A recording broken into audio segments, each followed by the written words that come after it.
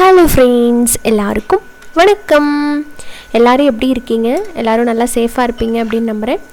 இந்த லாக்டவுன் டைமில் நம்ம இருக்கிறத வச்சு சமைச்சிக்க கற்றுக்கணும். அதே நேரத்தில் நம்ம சில ஃபுட்டை மிஸ் பண்ணவும் கூடாது. பிரியாணியை இந்த லாக்டவுனில் மிஸ் பண்ணாதவங்க யாருமே இருக்க முடியாது அப்படின்னு நினைக்கிறேன். நான்வெஜ் கிடைக்காத சமயத்தில் இந்த மாதிரி வெஜ்ஜில் ஒரு அருமையான வாசனையோடு இருக்கிற ஒரு பிரியாணி பண்ண போகிறோம். என்ன அப்படின்னு பார்த்தீங்கன்னா, வாழைப்பூ வச்சு பிரியாணி, அதுவும் சீரக சம்பா அரிசியில் சூப்பராக நல்லா தம் போட்டு மணக்க மணக்க கொஞ்சம் கூட அடிப்பிடிக்காமல் அருமையாக செஞ்சு காமிக்க போகிறேன். நல்லா உதிரி உதிரியாக வந்திருக்கு. இது எப்படி பண்ணுறது, இதுக்கான அளவுகள் என்னென்ன அப்படிங்கிறத பார்த்துடலாம் வாங்க. நான் இன்றைக்கி 1 கப் சீரக சம்பா அரிசி எடுத்திருக்கேன். அதாவது ஒரு ஆளாக்கு இது 1/4 கிலோ இருக்கும். இது பார்த்திங்கன்னா தேவையான அளவுக்கு தண்ணி சேர்த்து நம்ம களைஞ்சி ஊற்றிட்டு ஊற வச்சிடலாம். ஒரு 20 நிமிஷம் போல் நம்ம நல்லா ஊற வச்சுக்கலாம். அடுத்ததாக பிரியாணி தாளிக்கிறதுக்கு ஒரு குக்கரில் பார்த்திங்கன்னா ஒரு 2 டேபிள் ஸ்பூன் அளவுக்கு நெய் போட்டுக்கிறேன். நெய் இல்லாத பட்சத்தில் நீங்கள் எண்ணெய் கூட பயன்படுத்திக்கலாம். நான் எண்ணெயும் கலந்து எடுத்துருக்கிறேன். எண்ணெய் ஒரு 2லேருந்து 3 டீஸ்பூன் அளவுக்கு போட்டுக்கிறேன்.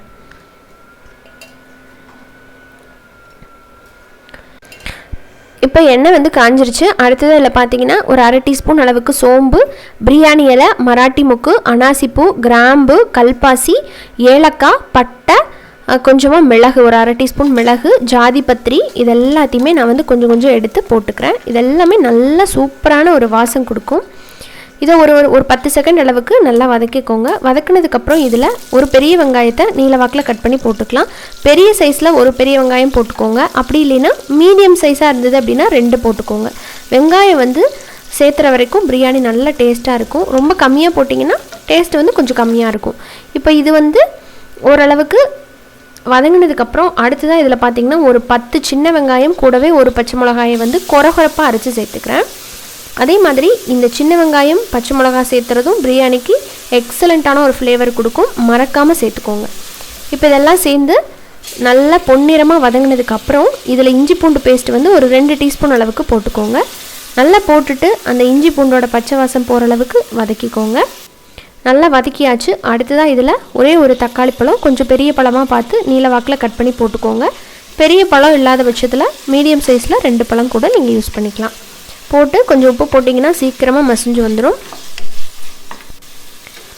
இப்போ ஓரளவுக்கு மசிஞ்சு வந்திருக்கு. அடுத்து இதில் நம்ம மசாலா பொடிகள்லாம் சேர்த்துக்க போகிறோம். ஒரு 1/4 டீஸ்பூன் அளவுக்கு மஞ்சத்தூள் சேர்த்துக்கோங்க. மஞ்சத்தூள் அதிகமாக தேவையில்லை பிரியாணிக்கு. அடுத்ததாக இதில் மல்லித்தூள் ரொம்ப ரொம்ப முக்கியமானது, கண்டிப்பாக சேர்த்தணும். மல்லித்தூள் 1 டேபிள் ஸ்பூன் அளவுக்கு போட்டுக்கோங்க. கூடவே ஒரு சின்ன டீஸ்பூனில் 1 டீஸ்பூன் ரெட் சில்லி பவுடர், மிளகாய்த்தூள் காரத்துக்கு தகுந்த மாதிரி சேர்த்துக்கலாம். கூடவே ஒரு 1/2 டீஸ்பூன் அளவுக்கு மட்டும் பிரியாணி மசாலா. பிரியாணி மசாலா இல்லை அப்படின்னா நீங்கள் கரம் மசாலா தூள் சேர்த்துக்கலாம். இதெல்லாம் சேர்த்து கொஞ்சம் நேரம் இந்த எண்ணெயில் வதக்கிடலாம். வதக்கினதுக்கப்புறமா இதில் ஒரு 2 டேபிள் ஸ்பூன் அளவுக்கு கெட்டியான தயிர் சேர்த்துக்கோங்க. தயிர் சேர்த்து நல்லா கலந்து விட்டு எண்ணெய் தெளிகிற அளவுக்கு இதை வதக்கிக்கோங்க. இப்போ நல்லா எண்ணெய் பிரிஞ்சு வந்திருக்கு. இந்த டைமில் கொஞ்சம் போல் மல்லி இலை, அப்புறமா புதினா இலை சேர்த்துக்கலாம். மல்லி இலை புதினா இலை அவங்கவுங்க டேஸ்ட்டை பொறுத்து நீங்கள் சேர்த்துக்கோங்க. சில பேர்த்துக்கு புதினா அதிகமாக சேர்த்துனா பிடிக்கும், சில பேர்த்துக்கு கம்மியாக இருந்தால் தான் பிடிக்கும். அது பார்த்தீங்கன்னா அவங்கவுங்க டேஸ்ட்டுக்கு தகுந்த மாதிரி நீங்கள் கூட குறைய அட்ஜஸ்ட் பண்ணிக்கலாம். இப்போ இதெல்லாம் போட்டு நல்லா ஒரு பேஸ்ட் கன்சிஸ்டன்சி வந்துருச்சு பார்த்தீங்களா. இந்த டைம் வரைக்கும் நல்லா வதக்கணும். பிரியாணியை பொறுத்த வரைக்கும் இந்த மாதிரி நல்லா வதக்கும் போது தான் உங்களுக்கு நல்ல டேஸ்ட்டு கிடைக்கும். அடுத்ததாக இதில் நம்ம ரெடி பண்ணி வச்சுருக்கிற வாழைப்பூ சேர்த்துக்கலாம். நான் இன்றைக்கி ஒரு சின்ன சைஸ் பூவை எடுத்து சுத்தம் பண்ணி எடுத்துருக்கிறேன். இந்த வாழைப்பூ எப்படி சுத்தம் பண்ணுறது அப்படிங்கிறது உங்கள் எல்லாத்துக்குமே தெரியும்னு நினைக்கிறேன். நான் நெக்ஸ்ட் டைம் வாழைப்பூ வச்சு ஏதாவது ரெசிபி பண்ணேன் அப்படின்னா அவங்க பிகினர்ஸுக்கு நான் சொல்கிறேன். இப்போ நான் முன்னாடி ரெடி பண்ணி வச்சுட்டு அதனால் இப்போ எனக்கு காமிக்க முடியல, அதுக்காக சாரி.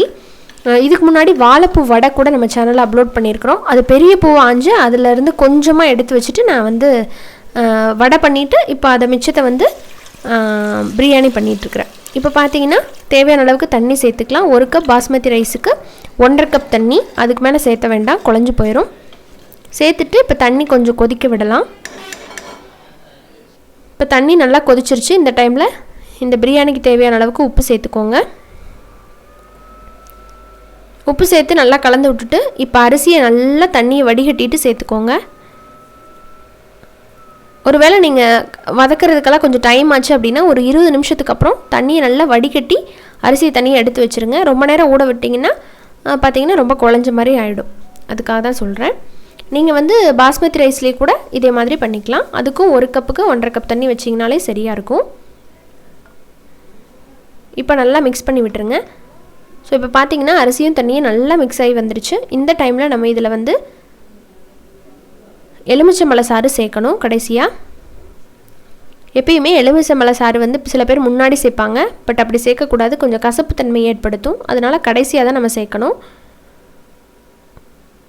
ஒரு சின்ன லெமனில் அரை பழத்தை மட்டும் புழிஞ்சு எடுத்து ஊற்றிருக்கிறேன்.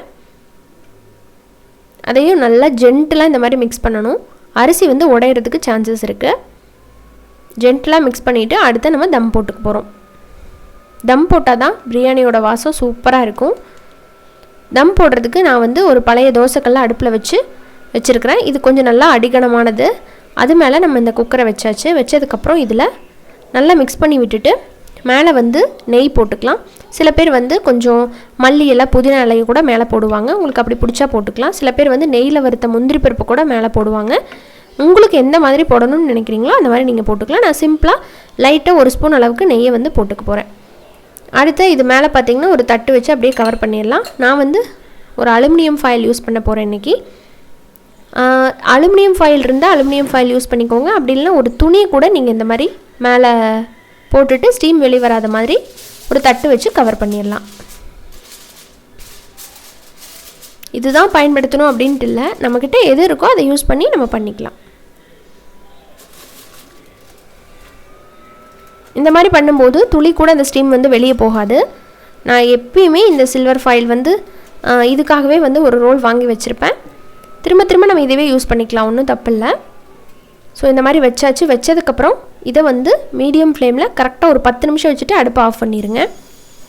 அடுப்பை ஆஃப் பண்ணி இப்போ ஒரு 5 நிமிஷத்துக்கு மேலேயே ஆயிடுச்சு. டோட்டலாக ஒரு அரை மணி நேரம் ஆயிடுச்சுங்க. இப்போ நம்ம ஓப்பன் பண்ணி பார்த்துடலாம்.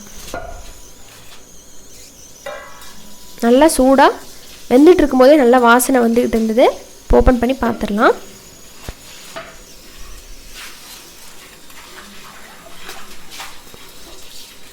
வாவ், நல்லா கமகமகமான வாசனையோட நம்ம வாழைப்பூ பிரியாணி சூப்பராக ரெடி ஆகிடுச்சு. இதோட நீங்கள் எது வேணாலும் வச்சு சாப்பிட்டுக்கலாம். தயிர் பச்சடி சூப்பராக இருக்கும். அப்படி இல்லைன்னா உங்களுக்கு பிடிச்ச ஏதாவது கிரேவி கூட நீங்கள் சர்வ் பண்ணலாம். எவ்வளோ அருமையாக வந்திருக்கு பாருங்கள். துளி கூட அடிப்பிடிக்காமல் நல்லா உதிரி உதிரியாக சீரக சம்பா அரிசியில் நம்ம வந்து இந்த வாழைப்பூ பிரியாணியை ட்ரை பண்ணியிருக்கிறோம். நான் இன்றைக்கி வந்து ஈரல் கிரேவி வந்து இதோட வச்சு சாப்பிட போகிறேன். ஈரல் வந்து அடிக்கடி வந்து எடுத்து சாப்பிட்றது உடம்புக்கு ரொம்ப நல்லது. மட்டன் வந்து நம்ம பீஸஸ் சாப்பிட்றத விட இந்த மாதிரி ஈரல் வந்து கொஞ்சமாக ஒரு 100 கிராம் 200 கிராம் அந்த மாதிரி வாங்கி கூட நீங்கள் சாப்பிட்லாம். குழந்தைகளுக்கும் பெரியவங்களுக்கும் எல்லாத்துக்குமே ரொம்ப நல்லது. இன்றைக்கி வந்து ஈரல் வாங்கிட்டு வந்தங்காட்டி இந்த மாதிரி கிரேவியை அது கூட பண்ணிட்டோம் அப்படின்னா டேஸ்ட் நல்லாயிருக்கும் அப்படிங்கிறதுக்காக இந்த மாதிரி பண்ணிட்டோம். இதோட ரெசிபி வந்து நான் அடுத்ததாக போடுறேன். ரொம்ப சூப்பராக வந்துருந்து, நீங்கள் மறக்காமல் பாருங்கள். அதே மாதிரி ஈரல் வறுவல் வந்து என்னோடய இன்னொரு சேனல் வந்து ஸ்பைஸ் ஃபுட்ஸ் அப்படிங்கிற சேனலில் அப்லோட் பண்ணியிருக்கிறேன். அதோட லிங்க் வேணால் டிஸ்கிரிப்ஷனில் கொடுக்குறேன். இது வந்து பெப்பர் ஃப்ரை ரொம்ப ரொம்ப டேஸ்ட்டாக இருக்கும். நீங்கள் புரோட்டாவோட, தோசையோட, சாதத்தோட எல்லாத்துக்கூடமே அட்டகாசமாக போகும். அந்த ஈரலோட ஸ்மெல் இல்லாமல் எப்படி நல்லா டேஸ்ட்டாக பண்ணுறது அப்படிங்கிறத செஞ்சு காமிச்சிருக்கேன். ஸோ பாருங்கள், உங்களுக்கு பிடிச்சிருந்தது அப்படின்னா மறக்காமல் அந்த சேனலையும் சப்ஸ்கிரைப் பண்ணிவிட்டு உங்களோட சப்போர்ட்டை கொடுங்க. இந்த வீடியோ உங்களுக்கு பிடிச்சிருக்குன்னு நினைக்கிறேன். பிடிச்சிருந்தா நம்ம சேனல் நிக்கிஸ் கிச்சனுக்கு எப்பயும் போல் உங்களோட சப்போர்ட்டை கொடுங்க. அண்ட் மறக்காமல் சப்ஸ்கிரைப் பண்ணிவிட்டு கூட இருக்கிற பெல் ஐக்கானை கிளிக் பண்ணுங்கள். இன்னொரு இன்ட்ரெஸ்டான ரெசிபியோட உடனே பார்க்கலாம். நன்றி, வணக்கம். Stay home, stay safe.